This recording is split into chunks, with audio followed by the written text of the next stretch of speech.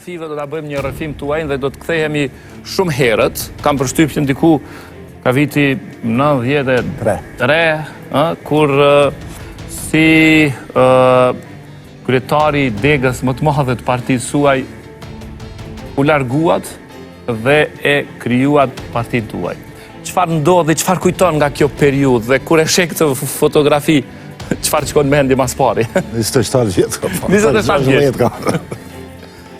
E që një energji e madhe e akumuluar për të vepruar politikisht, kuptohet prej ilegales. Dhe partia e parë shqiptare në Maqedoni, e vetmja parti shumë e madhe, si gati lëvizje, në vitin 92 u bë prej e gjahut të ish komunistëve shqiptarë në Maqedoni dhe në Maqedonas. Dhe kjo parti u fut në qeveri në 92-shin, po qëllëtërisht 5 ministrat që i fitoj, të gjithë ishin ish komunistë që kanë pas funksion. Dhe prej këtij momenti ka filluar një përplasje brendshme partijake mes kryetarit degës më të madhe të partisë dhe kryesisë partisë që emëroi njerëz të ish sistemit në pozita. Unë vlerësova se më mirë do të ishte të ndërtojmë shtëpinë tonë, se sa të rrim me një shtëpi. Ishte guxim si 27 vjeçar. Pa diskutim.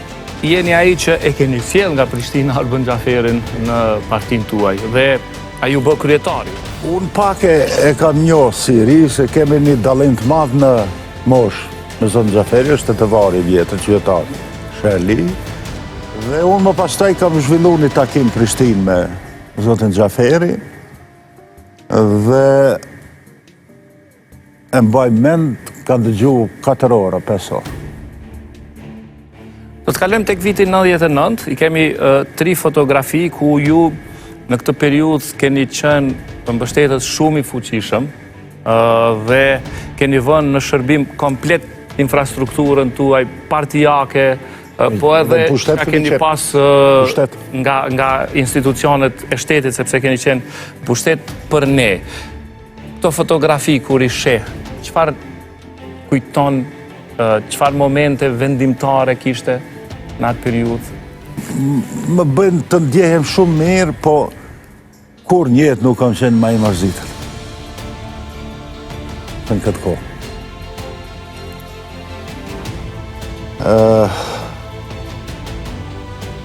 Ka qenë dita 2 që me generalin e NATO-s dhe ambasadorin amerikan mbi kodrat e Stenkovecit kemi qenë bashkë dhe aty ka pas 100.000 kosovarë. Kjo është momenti i dhimbjes madhe nacionale për dhe krenarisë nacionale. Po ata që kanë drejtu kreengritjen e dinë se unë dhe për dësheja jemi dhe merita tjera drejt për luftën.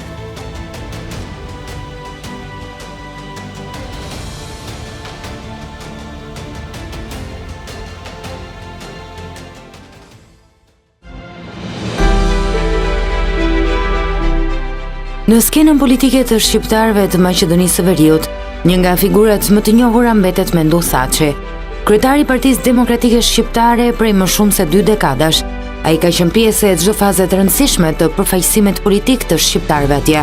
Që nga vitet 90, Thaçi u shfaq si një nga zërat kryesor për barazitë të drejtave të shqiptarëve në sistemin maqedonas.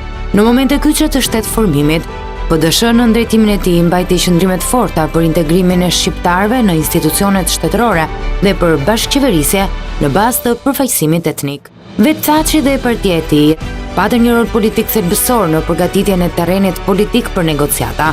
Ai kërkoi zbatimin e plotë të saj, veçanërisht në pjesën që kishte të bënte me përdorimin e gjuhës shqipe, përfaqësimin e administratë dhe ndryshimet kushtetuese. Thaçi më pas u shndërrua në një nga kritikat më të zëshëm të mënyrës se si qeverit zbatuan marrëveshjen e Ohrit. Sipas tij, marrëveshja u kthye në instrument retorik, jo në realitet, pasi shumë pika mbeten në letër.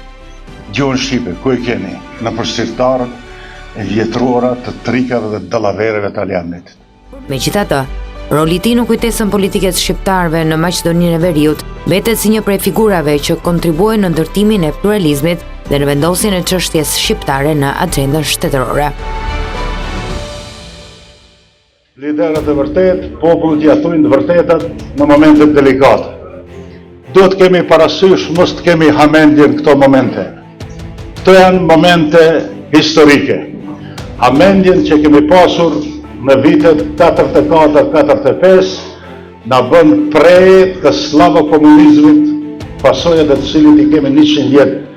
Sot Amerika është në një betejë të drejt për drejt me një regjim kriminal, si që është regjimi i Iranit, dhe unë mendoj se shqiptarët pa asnjë hezitim duhet të mbështesim Shtetet e Bashkuara të Amerikës në këtë drejtim.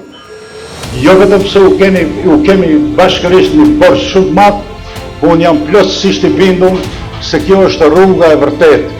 Kjo është rruga e cila çon drejt përparimit të njerëzimit. Të gjithë së bashku, me një zë, të themi Macedonëve se këto rregullat lojës nuk pranohen.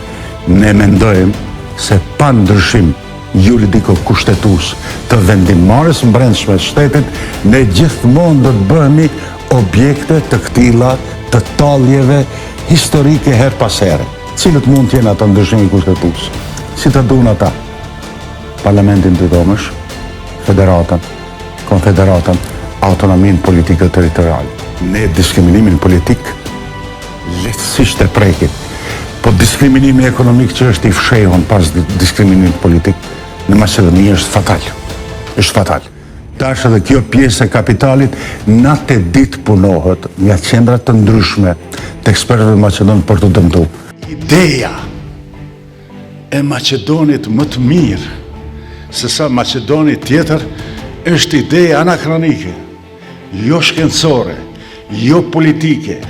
Ideja e vërtet shkencore dhe politike është dy kombet, shqiptar dhe Maqedon, do të bëjnë marrëveshje etnike mes tyre, dhe kjo marrëveshje etnike do të kalojnë kushtetut dhe do të kalojnë ligje. Ne jemi në rrugën e hajrit dhe të mirës. Pa marrë parasysh njerëzit çfarë partije kanë qenë dhe çfarë partije kanë votu, ne kemi obligim moral, njerëzor, kombëtar dhe politik të themi hajteni me ne! Hajteni me ne! Vetëm ne kemi dëshmuar se dim të rezistojmë.